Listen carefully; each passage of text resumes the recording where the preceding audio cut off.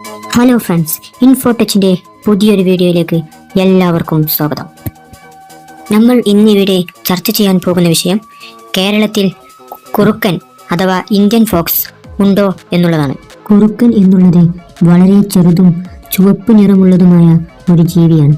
വലിയ കാതുകളും പുഷ്പിച്ചു നിൽക്കുന്നതുമായ വാലുമാണ് ഇതിന്റെ പ്രത്യേകത. പെട്ടെന്ന് ഒളിച്ചോടുന്നതും ശാന്തമായ സ്വഭാവവുമാണ് ഇവർക്കുള്ളത്.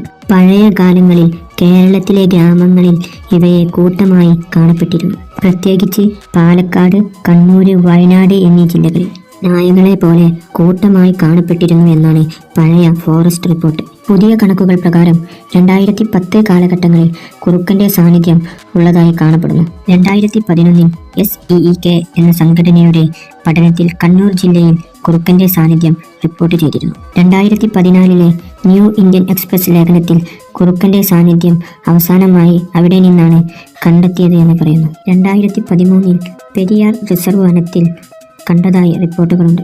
അതിനുശേഷം അതിന്റെ സാന്നിധ്യം വംശനാശം പോലെയായിട്ടാണ് പരിഗണിക്കുന്നത്.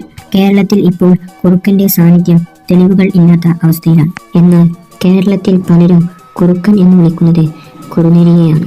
എന്താണ് ഗോൾഡൻ ജാക്കൾ എന്ന് അറിയപ്പെടുന്ന കുറുനരി കുറുക്കനിൽ നിന്ന് വ്യത്യസ്തമാകുന്നത്?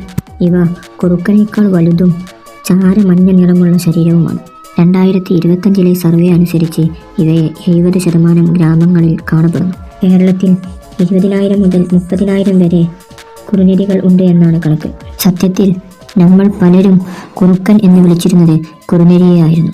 നിങ്ങൾ ഒരിക്കലെങ്കിലും കുറുനരിയെയോ കുറുക്കനെയോ നേരിൽ കണ്ടിട്ടുണ്ടോ? കമന്റിൽ അറിയിക്കൂ. നമ്മുടെ നാട്ടിലെ ഈ ചെറിയ വന്യജീവികളെ കുറിച്ച് കൂടുതൽ അറിയാനും അവരെ സംരക്ഷിക്കാനുമാണ് ഈ വീഡിയോയുടെ ലക്ഷ്യം. ഇഷ്ടപ്പെട്ടാൽ ലൈക്കും ഷെയറും ചെയ്യാൻ മറക്കല്ലേ. നന്ദി.